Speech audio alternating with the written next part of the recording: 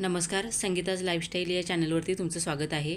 आज आपण इथे 44 छातीचे मापाचे ब्लाऊज कटिंग करणार आहोत। तर ब्लाऊज पीस 80 सेंटीमीटर आहे। तर त्याच्यामध्ये आपल्याला 44 छातीचे ब्लाऊज कटिंग करायचं आहे। तर कमी ब्लाऊज पीस असेल तर कसे कटिंग करायचे ते तुम्हाला इथे दाखवणार आहे। इथे मी ब्लाऊज पीस फोल्ड करून ठेवते उलट्या साईडून। पहिल्यांदा इथे मी पेपरवरती कटिंग करून घेणार आहे। त्याच्यानंतर आपल्याला कटिंग झालेले जे पेपर आहे ते ब्लाऊज पीसवरती ठेवून कटिंग करून घ्यायचं आहे। तर ब्लाऊजची पूर्ण उंची आहे 15 इंच, त्याच्यामध्ये 1 इंच घेऊन 16 इंचावर माप टाकून घ्यायचे।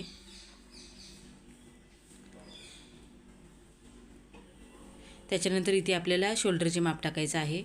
तर शोल्डर इथे मी 6 इंच ठेवणार आहे आणि मुंड्यासाठी 6.5 इंच। इथून देखील आपल्याला चेक करून घ्यायचं आहे। त्याच्यानंतर सरळ रेष आखून घ्यायची। आता आपल्याला इथे छातीचे माप टाकायचं आहे।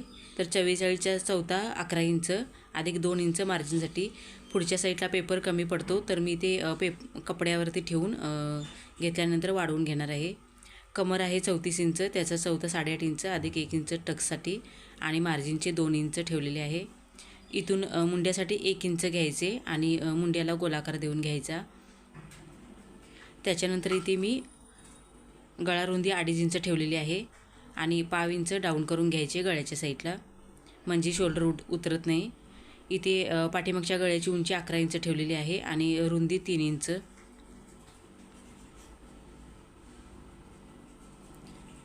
त्याच्यानंतर गळ्याला गोलाकार देऊन घ्यायचा। इथे टक्स पॉईंटचे माप टाकायचं आहे। टक्स रुंदी मी 5 इंच घेतलेली आहे आणि उंची 5 इंच। दोन्ही साईडून अर्धा इंच घ्यायचे टक्ससाठी। 1 इंचाची टक्स आली पाहिजेत। त्याच्यानंतर आपल्याला इथे पुढच्या भागाचे माप टाकायचं आहे। तर मी दुसरा पेपर घेऊन एकमेकावरती ठेवून घेतलेला आहे। वरच्या साईडचा एक्स्ट्राचा जो पेपर आहे तो मी फक्त कटिंग करून टाकते आणि मुंड्याच्या साईडून।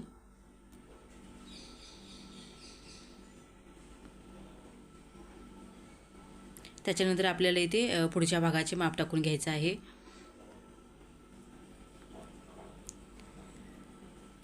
इथे 11 इंचावर माप टाकून घ्यायचे आणि खालच्या साईडला इथे कमरेचे माप टाकायचं आहे। कमर आहे 34 इंच। इथून मुंड्याचे माप टाकायचे 6.5 इंचावर।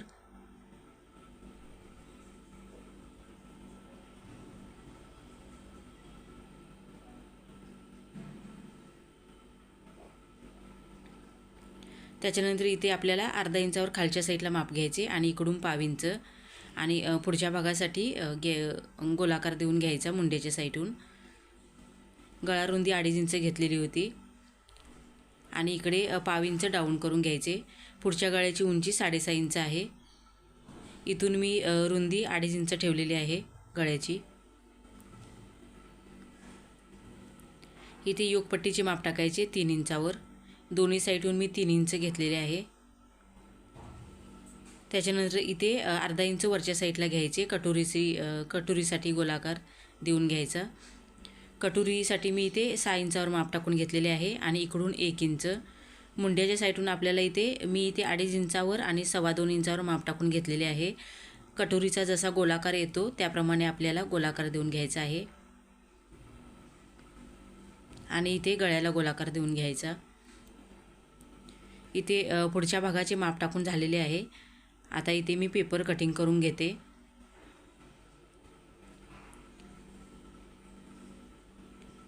योगपट्टी खालच्या साईडला आपल्याला 1 इंच वाढवून घ्यायची आहे।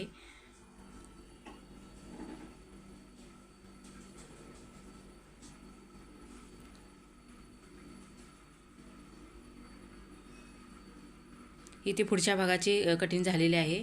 आता इथे मी स्लीवची कटिंग करून घेते। तर बाहीची पूर्ण उंची आहे इथे मी 5.5 इंच ब्लाऊज पीस कमी आहे। तर कस्टमर बोलले की तुम्हाला जसे ॲडजस्ट होईल तसे ब्लाऊज पीसचे स्लीवचे कटिंग करा। तर इथे मी 5 इंचावर माप टाकून घेते। 5.5 इंच तयार ठेवणार आहे। तर इथे मी खालच्या साईडून 1.5 इंच ठेवलेले आहे मोडण्यासाठी आणि वरच्या साईडला 6 इंचावर माप टाकून घेतले. इथून मी खालच्या साईडला 3.5 इंच डाऊन करून घेतलेले आहे. आता आपल्याला इथे पाठीमागच्या भागाची मुंड्याची जी गोलाई इथे ते मापून घ्यायची. 10 इंच आलेली आहे. त्याच्या मापाने आपल्याला इथे माप टाकून घ्यायचं आहे.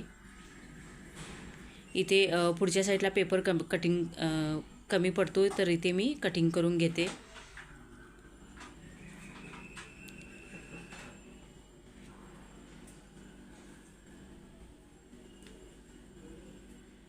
दंडगेर आहे 14.5 इंच, तर इथे मी 7.25 इंचावर माप टाकून घेतले आणि 2 इंच मार्जिनचे.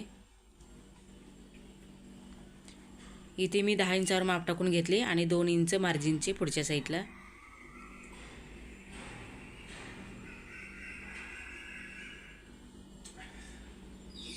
इथून मी खालच्या साईडला माप टाकून घेते 3.5 इंचावर.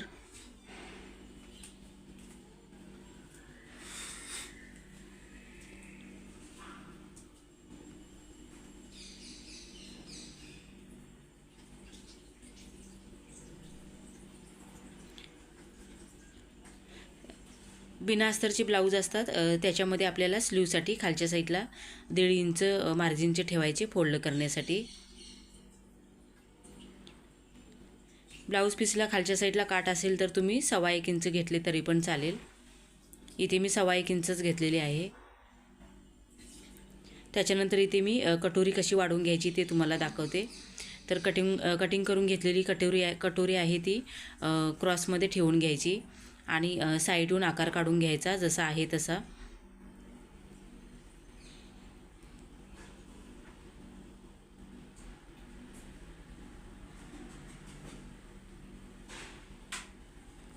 त्याच्यानंतर इथे आपल्याला कटोरी वाढवून घ्यायची आहे. इथून मी 1.5 इंचावर माप टाकून घेते आणि इकडून 1.5 इंचावर. त्याच्यानंतर इथून आपल्याला अर्धा इंचावर माप टाकून घ्यायचं आहे आणि इकडून 1/2 इंच घ्यायचे. त्याच्यानंतर सरळ रेष आखून घ्यायची पुढच्या साईडून आणि इथून आपल्याला गोलाकार देऊन घ्यायचा आहे. त्याच्यानंतर कटोरीचा मध्य काढून घ्यायचा टक्स पॉईंटसाठी अशा प्रकारे. खालच्या साईडला इथे मी 1.5 इंच घेतलेले आहे आणि वरच्या साईडला 1.5 इंच. दोन्ही साईडून कटोरी जोडून घ्यायची. त्याच्यानंतर इथे टक्सचे माप टाकायचे 1.5 इंचावर. दोन्ही साईडून 1.5 इंच घ्यायचे. इथे कटोरी वाढवून झालेली आहे. आता इथे मी कटिंग करून घेते.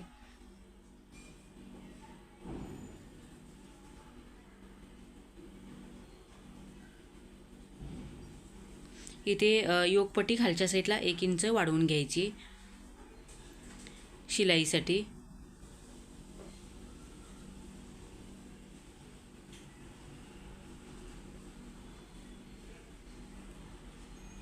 त्याच्यानंतर इथे मी ब्लाऊज पीस उलट्या साईडून फोल्ड करून ठेवलेला आहे. इथे मी पाठीमागचा गळा कटिंग करून घेते.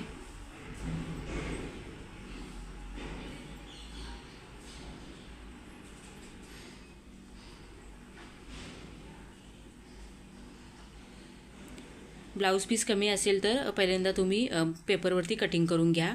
म्हणजे ब्लाऊज पीस ॲडजस्ट करून पेपर ठेवून घ्यायचे. इथून आपल्याला मार्जिन जेवढे कमी होते तेवढे वाढवून घ्यायचं आहे. इथे मी ब्लाऊज पीस कमी आहे म्हणून 1.5 इंचच वाढवलेले आहे. तर खालच्या साईडला 2 इंच घेतलेले होते तर मी अर्धा इंच कमी केले.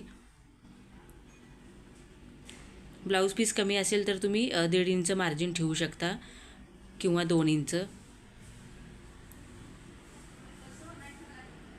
इथे मी 1.5 इंच वाढवून घेतलेले आहे.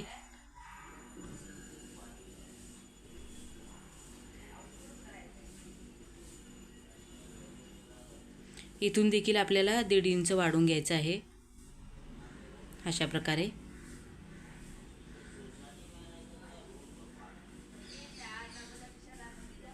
त्याच्यानंतर जे कटिंग झालेले आहे ते अशा प्रकारे मी ठेवून घेतलेले आहे.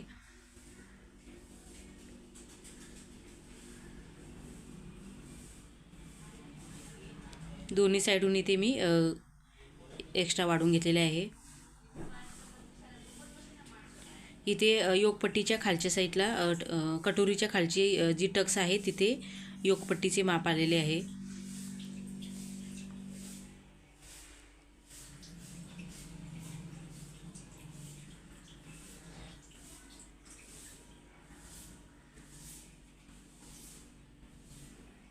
पेपरचे जसे कटिंग आहे त्याप्रमाणे आपल्याला इथे व्यवस्थित कटिंग करून घ्यायचं आहे.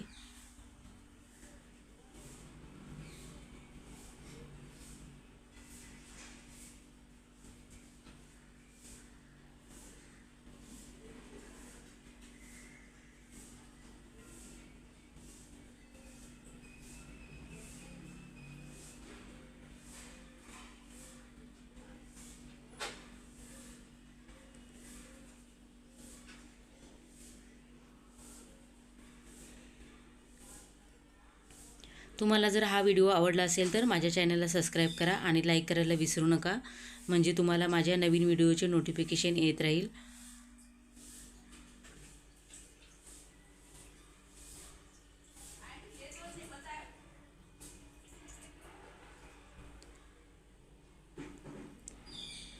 इथे मी योगपट्टी सरळ कटिंग करून घेते.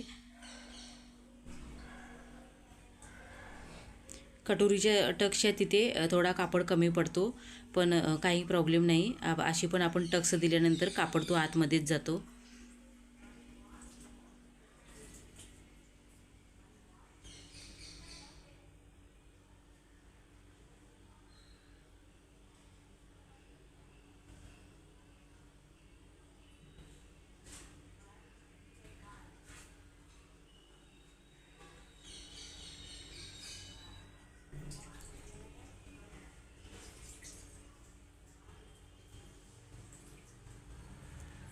इथे स्लीव्जला पुढच्या साईडला कापड कमी पडणार आहे.